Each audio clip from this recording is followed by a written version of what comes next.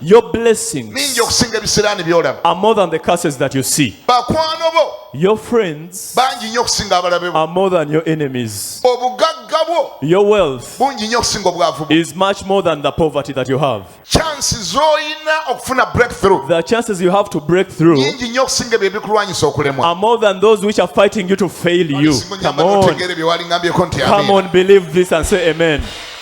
Erisa yagamba Elisha said, nti abali naffe those who are with us bangi nnyo okusinga abalabe baffe. are more than our enemies. Because his servant was saying, Kubanga omuddu yali when he amugamba woke up in the morning, bwe yazuukuka ku when makya they had been surrounded and besieged, nga beetooloddwa basaliddwako, their enemies had come in very early in the morning and they besieged them. abalabe nga babakedde Now okubasalako. when the servant of Elisha woke up, Omuddu wa Erisa bwe he yazuukuka, went out, I think he had gone out to do some short call. ndowooza yali ageze kweyambako bweru, He realized that the whole place was surrounded by enemies. n'akizuula nti ekifo kisaliddwako He abalabi. came back in the house and told the master. N'akomawo mu nnyumba n'agamba And he Erisa said, nti ssebo, sir, we are in danger. tuli mu The katyabaga, whole place is surrounded by enemies. ekifo kyetooloddwa abalabi, You don't know what's outside here. tomanyi kiri bweru, Too many of them. bantu bangi We nnyo, even don't know what to do. tetumanyi na Because kyakukola our enemies are so many. kubanga abalabi baffe bangi. And Elisha said, Erisa n'amugamba, can I pray for you? kankusabire. He said, Lord, N'agamba, Mukama, help this young man yamba omuvubuka ono, and open up his eyes gulawo amaaso ge, to realize akizuule that those that are with us, nti abali ku lwaffe, those that are here to defend us, abali wano tulwanirira, those that are here in our support, abali wano tuwagira, those that are here on our side abali wano ku lwaffe are much more bangi nnyo than those that have attacked us. okusinga abatulumbye.